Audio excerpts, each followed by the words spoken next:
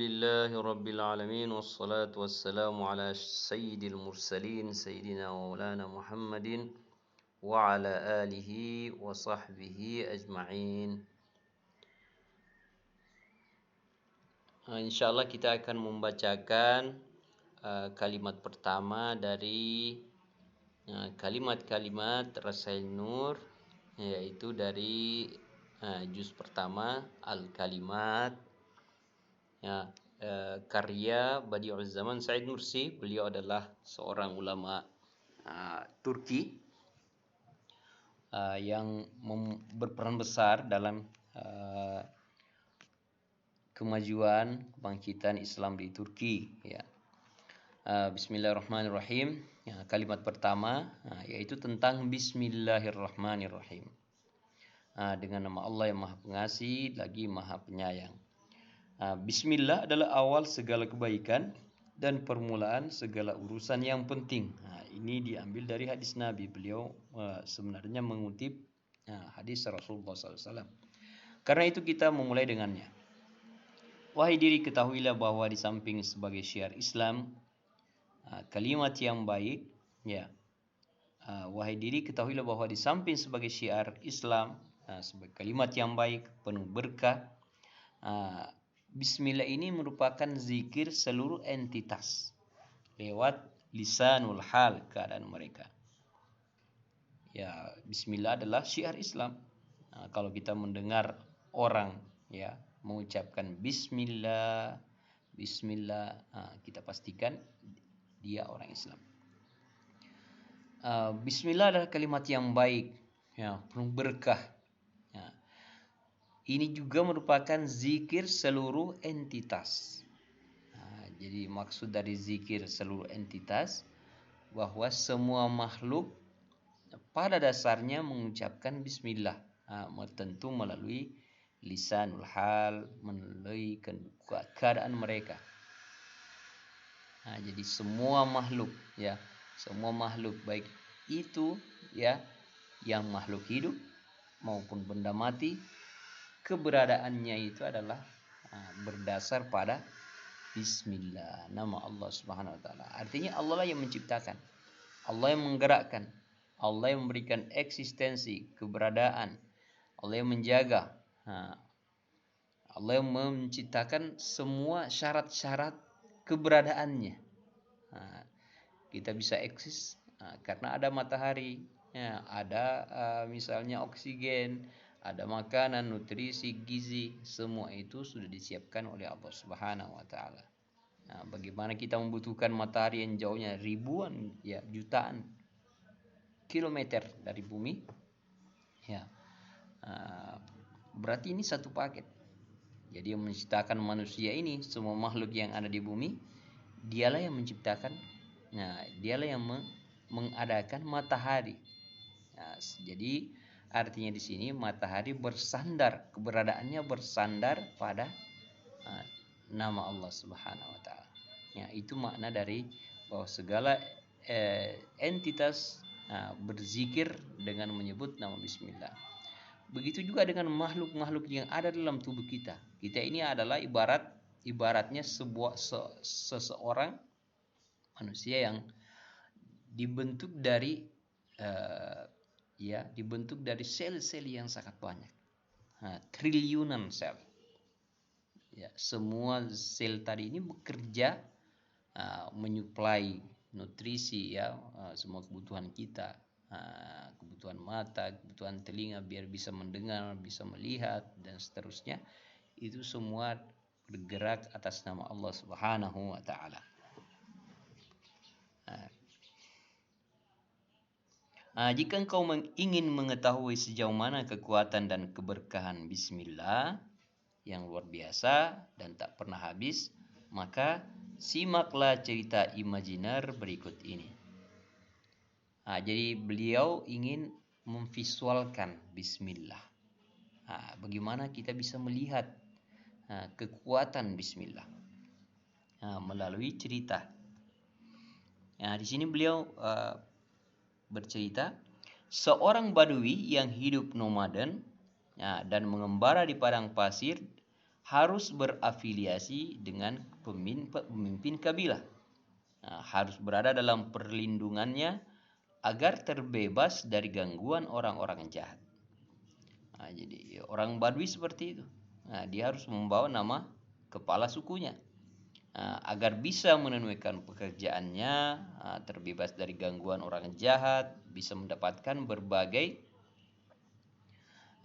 kebutuhannya. Jika tidak, ia akan merana sendirian dalam kondisi cemas dan gelisah menghadapi musuh yang banyak dan kebutuhan yang tak terhingga.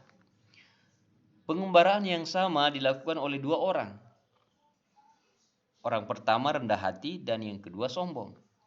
Orang yang rendah hati menisbatkan dirinya kepada penguasa, sementara yang sombong menolak untuk menisbatkan diri padanya. Keduanya berjalan di padang pasir. Setiap kali orang yang menisbatkan diri itu singgah di sebuah kemah, ia disambut dengan penuh hormat berkat nama penguasa yang disandangnya. Jika bertemu dengan perompak jalanan, ia berkata, "Aku berjalan atas nama penguasa kepala suku fulan," misalnya. Mendengar hal itu, perompak tadi membiarkannya pergi. Jadi orang yang rendah hati ini selalu membawa nama kepala sukunya, sehingga dia bisa aman, dia bisa kenyang, dia terhindar dari berbagai musibah tentunya. Beda dengan yang satunya, adapun orang yang sombong, ia menjumpai berbagai cobaan, musibah yang tak terkira. Pasalnya, sepanjang perjalanan ia terus berada dalam ketakutan dan kecemasan karena membawa nama dirinya. Tidak ada yang mengayomi, tidak ada yang melindungi. Ia selalu meminta dikasihani sehingga membuat dirinya terhina. Beda dengan orang yang membawa nama kepala suku tadi. Karena itu, hai diri yang sombong, ketahuilah, engkau laksana pengembara Badui di atas. Dunia yang luas ini adalah padang pasir tersebut. Kefakiran dan ketidakberdayaanmu tak terhingga. Musuh dan kebutuhanmu tak pernah habis. Jika dengan demikian keadaannya, sandanglah nama pemilik hakiki, penguasa abadi dari padang pasir ini, agar engkau selamat dari sikap meminta-minta pada makhluk, terbebas dari rasa cemas dalam menghadapi berbagai peristiwa. Intinya bahwa kita ini pada dasarnya melakoni perjalanan seorang badui tadi. Kita ini laksana pengembara tadi. Padang pasir itulah dunia kita. Dunia kita itulah padang pasir. Padang pasir dalam cerita tadi. Bagaimana kefakiran kita, kebutuhan kita, kebutuhan kita tidak ada batasnya. Yang membuat kita bisa eksis apa? Apa yang kita bisa datangkan? Kita membutuhkan oksigen. Kita yang membuat oksigen? Bukan. Kita membutuhkan matahari. Matahari siapa yang buat? Makanan, makanan mulai dari beras, buah-buah, sayur-sayuran, itu semua dari Allah Subhanahu wa taala. Manusia hanya membuat asbab, faktor-faktor yang membuka jalan untuk lahirnya. Bagaimana seorang petani bercocok tanam sehingga bisa melahirkan, bisa keluar beras, misalnya nasi, beras. Tapi yang menciptakan berasnya, yang membuat padi itu bisa berhasil, panen berhasil, membuat kita bisa makan, itu semuanya kembali kepada Allah Subhanahu wa taala. Jadi kefakiran, ketidakberdayaan kita betul-betul luar biasa, tidak ada habisnya. Berapa jumlah penyakit yang bisa menimpa kita dari ujung kaki sampai ke ujung rambut. Ada penyakit mata, penyakit telinga, penyakit tenggorokan, penyakit hidung, luar biasa. Semuanya bisa menimpa kita. Ketika kita tidak kena penyakit, ketika kita sehat, artinya Allah Subhanahu wa taala menutupi semua kebutuhan kita. Musuh dan kebutuhanmu tidak pernah habis. Tidak pernah habis. Kebutuhan itu setiap saat kita butuhkan. Bagaimana coba kita bayangkan, ya. Uh, tidak ada oksigen dalam, tidak usah 1 jam, tidak usah setengah jam, ya, dalam 5 menit kita tidak bisa bernafas, ya. Jika dengan demikian, sandanglah nama pemilik hakiki, ya. Semuanya yang ada di dunia adalah milik Allah Subhanahu wa taala, ya. Jadi apa yang kita bisa lakukan, kita sandang, kita serahkan urusan kita kepada pemilik hakiki, kepada penguasa abadi dari padang pasir ini, ya, dunia ini, agar bisa selamat dari sikap meminta-minta pada makhluk, terbebas dari rasa cemas dalam menghadapi berbagai peristiwa. Kalimat bismillah ini merupakan kekayaan besar yang tidak akan pernah habis. Sebab dengan kefikiranmu terpaut dengan sebuah rahmat. Sebab dengannya, ya, dengan bismillah ini, kefakiranmu, semua kebutuhan kita terpaut, tersambung dengan sebuah rahmat yang luas dan mutlak, lebih luas dari seluruh entitas. Ketidakberdayaanmu juga terpaut dengan sebuah kekuatan besar dan mutlak yang memegang kendali dari seluruh wujud, mulai dari atom hingga galaksi. Jadi kalau ketidakberdayaan kita ini, ya, siapa yang melindungi kita dari semua penyakit yang ada, ya. Kita kembali kepada pemilik, pemegang kendali seluruh wujud yang ada di alam semesta ini. Kita kembali kepada, ya, yang sakit, ya, kembali kepada yang memberikan kesembuhan, ya, yang ingin mengharapkan kekayaan, kembali kepada pemilik semua yang ada di alam semesta ini, ya, pemegang kendali seluruh wujud dari atom hingga galaksi. Bahkan semua kefakiran dan ketidakberdayaan menjadi sarana yang terima oleh Sang Maha Kuasa yang Maha Penyayang, pemilik keagungan. Orang yang beraktivitas dengan kalimat tersebut bagaikan orang yang bergabung dalam sebuah pasukan. Ia bertindak atas nama negara tanpa takut kepada siapapun, sebab ia berbicara atas nama undang-undang dan negara, sehingga ia dapat menyelesaikan tugas tegar dalam menghadapi apapun. Bayangkan bahwa kita ini sebenarnya sedang bergabung dalam sebuah pasukan. Setiap kita bergerak, tidak ada rasa takut. Kita bersandar kepada kekuatan hukum, undang-undang dan negara. Ya, jadi tidak pernah kita merasa takut.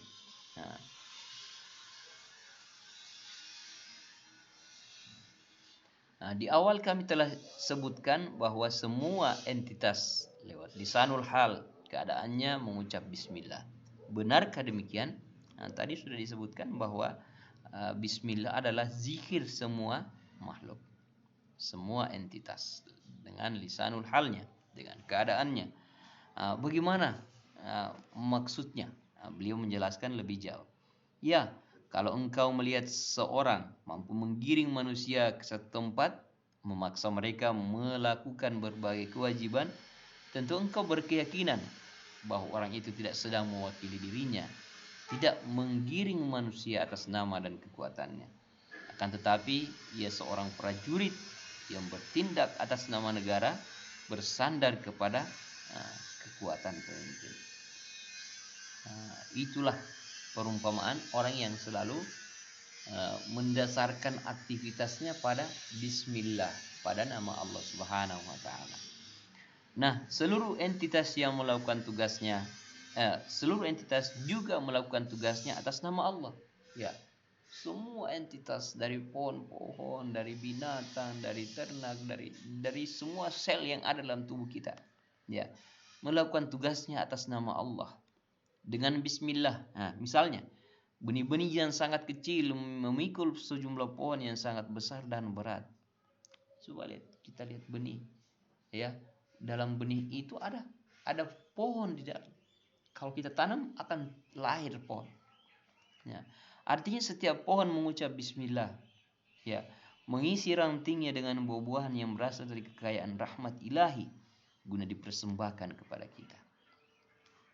Siapa yang berani mengatakan, ya, bahwa pohon buah pisang ini itu diciptakan oleh pohon pisang, buah apel ini diciptakan oleh pohon apel, ya? Siapa yang mampu mengubahnya, ya? Ini makalahnya dari mana? Dari tanah. Nah, jadi kekuatan yang mampu menyulap, ya, sari-sari makanan dari tanah menjadi buah yang manis.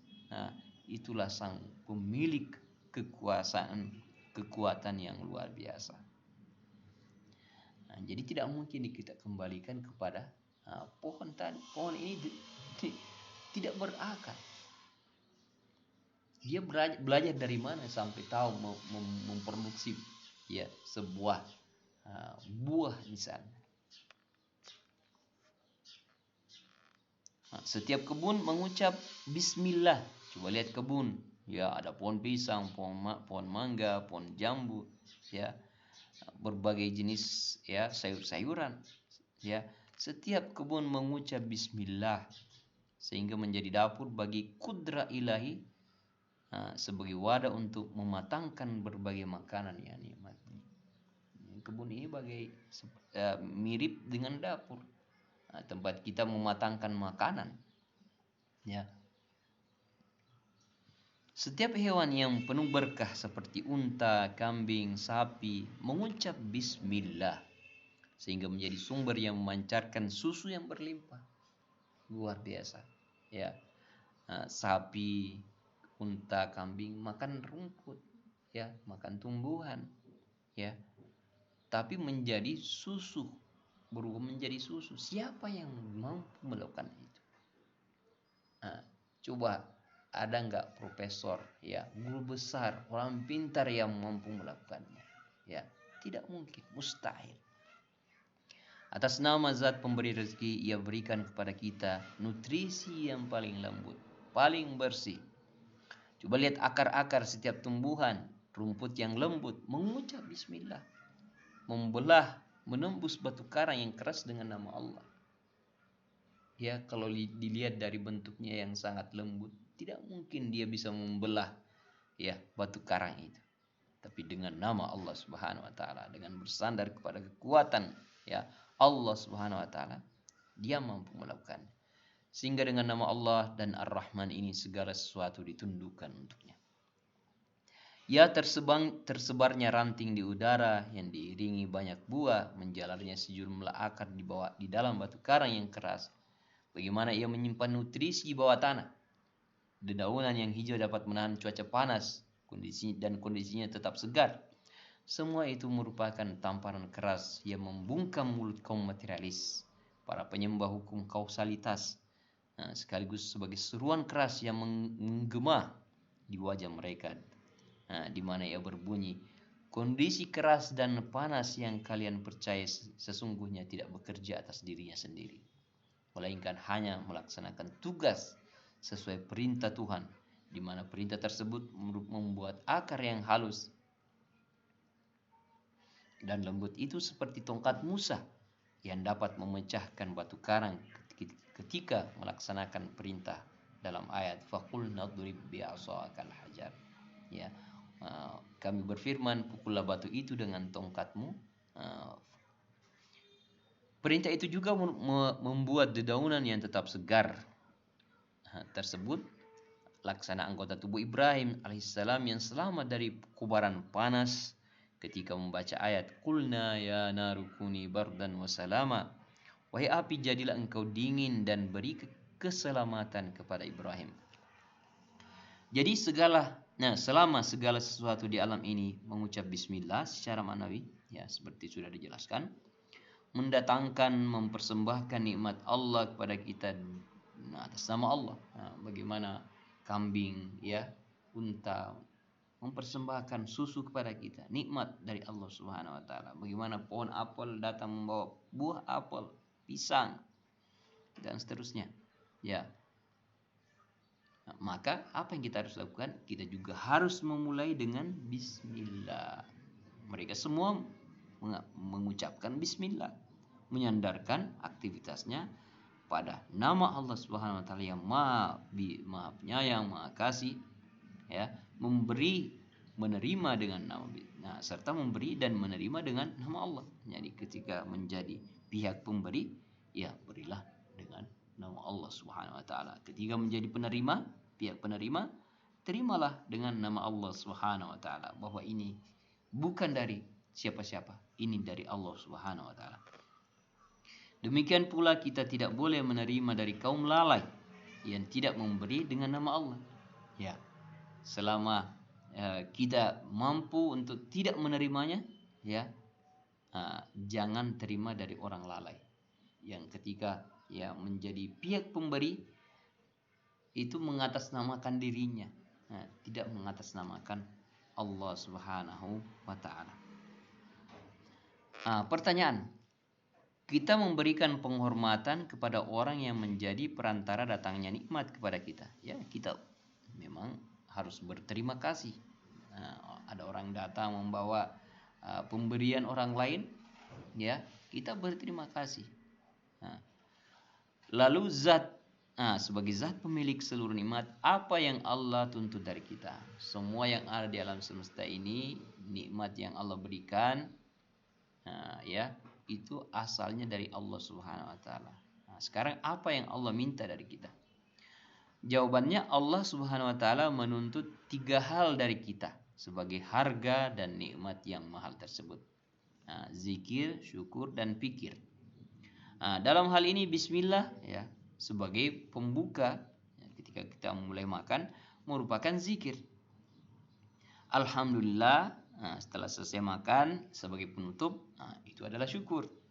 Sementara itu, apa yang berada di antara keduanya adalah pikir, tafakur, merenungi, dan menyadari bahwa nikmat-nikmat yang berharga ini hanya merupakan mukjizat kudrah Allah Subhanahu wa taala, merupakan hadiah kasih sayang dan rahmatnya yang luas, ya, bukan dari siapa-siapa. Nah, sebagaimana mencium kaki pembantu raja yang telah mengantarkan, ya, hadiah darinya, merupakan tindakan yang sangat bodoh, ya. Raja mengirimkan hadiah buat kita. Begitu utusan raja sampai menyerahkan hadiahnya, kita cium kakinya, ya, kita cium kaki pembawa kurirnya. Sangat bodoh tentunya, ya. Tapi begitu pula memuji dan mencintai sebab-sebab materi yang menjadi perantara rezeki, seraya merupakan pemberi nikmat yang hakiki merupakan Allah Subhanahu wa taala, sungguh ia merupakan tindakan yang 1000 kali lebih bodoh daripada mencium kaki pembantu raja tadi.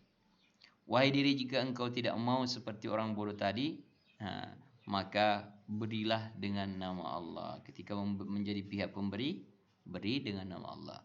Ambillah dengan nama Allah. Ketika menjadi pihak penerima, ambil, terima dengan nama Allah. Mulailah segala sesuatu aktivitas kita dengan nama Allah. Bekerjalah dengan nama Allah. Walhamdulillahi rabbil alamin.